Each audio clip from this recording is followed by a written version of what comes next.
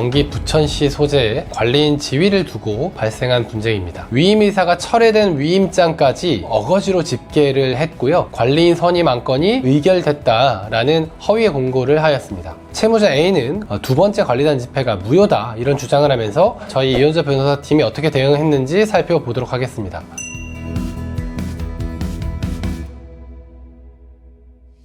안녕하세요, 이현주 변호사입니다. 오늘은 저희 팀이 실제로 수행했던 승소 사례를 소개해 드리려고 합니다. 오늘 소개해 드리고자 하는 사례는 경기 부천시 소재의 집합건물에서 관리인 지위를 두고 발생한 분쟁입니다. 해당 사건의 승소 결정문을 한번 보도록 하겠습니다.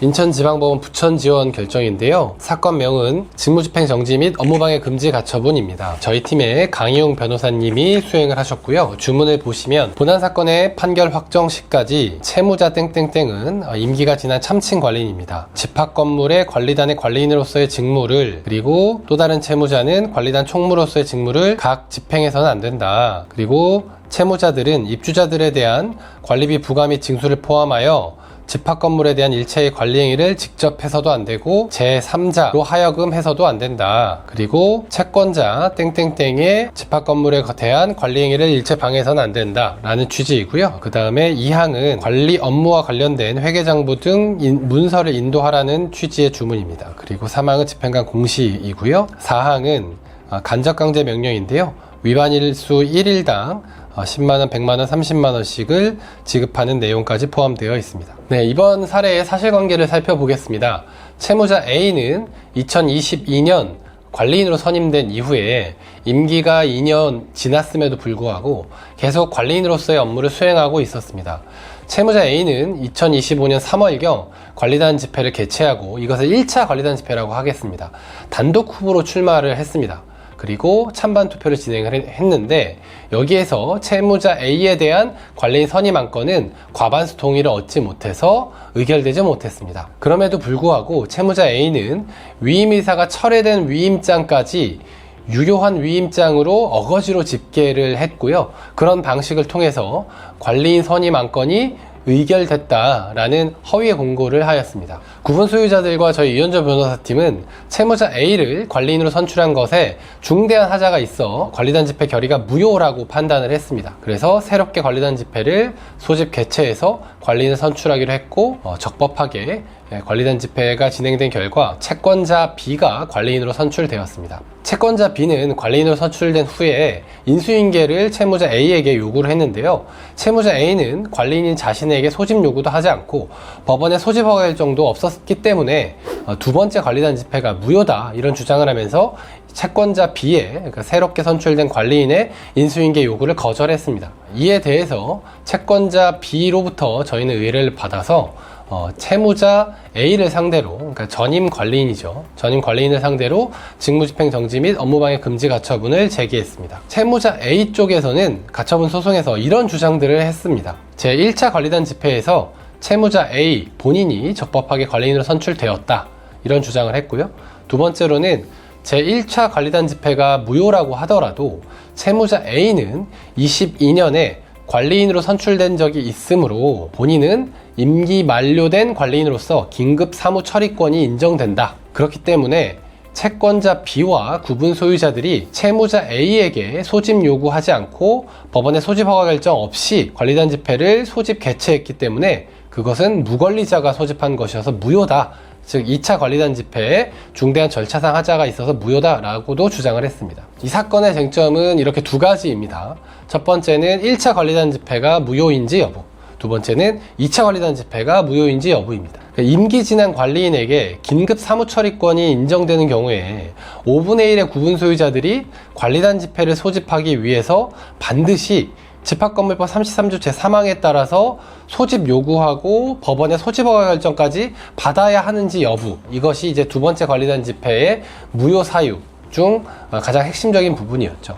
이런 쟁점들에 대해서 저희 이현주 변호사팀 변호사들은 제1차 관리단 집회의 무효를 입증하기 위해서 의사록과 실제 의결권 행사 자료가 일치하지 않는다는 점을 철저히 분석하고 논증했습니다.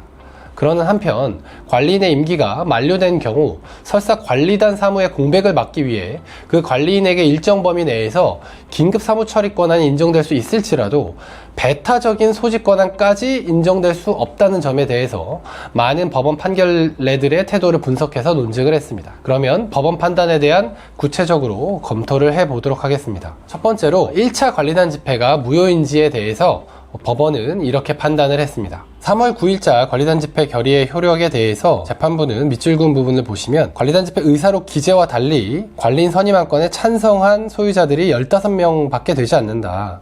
그래서 이 사건 건물 구분 소유자 총 31명의 과반수에 미치지 못하기 때문에 의결 정족수를 충족하지 못했고 이것은 중대한 실체상 하자여서 모두 무효다 이렇게 판단을 했습니다. 즉 관리인 선임안건이나 총무 선임안건 모두 다 부결되었다라고 본 것입니다. 그리고 두 번째, 2차 관리단 집회가 무효인지 여부에 대해서 법원은 또 이렇게 판단을 했습니다. 첫 번째 밑줄 그은 부분을 보시면 채무자 A의 관리인 임기가 채무자 측 주장에 의하더라도 25년 3월 31일경 이미 종료되었고 채무자 A를 관리인으로 다시 선임하는 그 1차 관리단 집회 결의가 무효이기 때문에 6월 2일자 2차 관리단 집회 소집 당시인 5월 22일경에는 즉 2차 관리단 집회 시점 당시에는 관리인이 존재하지 않았다라고 보았습니다. 즉 임기 지난 관리인에게 긴급 사무 처리권이 인정된다고 하더라도 관리단 집회 소집 권한을 판단하는 기준으로서 관리인이 존재하는지 여부를 판단할 때는 관리인이 존재하지 않았다 라고 본 것입니다. 그리고 두 번째 밑줄 그은 부분을 보시면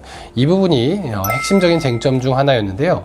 임기 만료 관리인의 긴급 사무 처리권은 집합건물 관리단의 관리인 업무 공백으로 인한 급박한 사정이 발생한 경우 그 해결을 위해 민법 691조를 유추 적용하여 보충적으로만 인정되는 권한으로서 가사위 긴급 사무처리권이 인정되는 경우라도 그로 인해 집합건물법 제33조 제4항 명문으로 인정되는 집합건물 구분 소유자들의 관리단 집회 소집 권한이 부정되는 것은 아니다.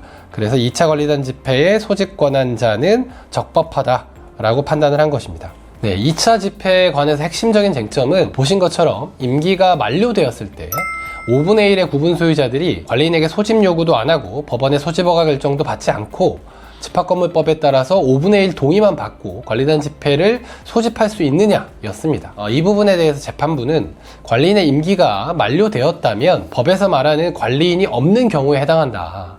그리고 긴급 사무 처리권이 있다고 하더라도 그 5분의 1 이상의 소유자들의 소집 권한이 부정되지 않는다라고 명확히 판단을 한 것입니다.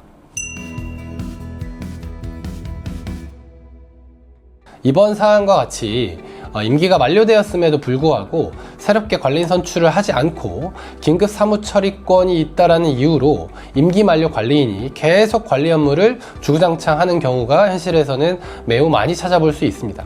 이런 상황이라면 관리인이 자신의 자리를 보존하는 것에 급급해서 구분 소유자들의 정당한 권리 행사를 묵살하는 경우가 많이 발생합니다. 오늘 살펴본 사례가 이런 상황에 처한 분들에게 좋은 해결책을 제시해 줄 수 있다고 생각이 됩니다. 감사합니다.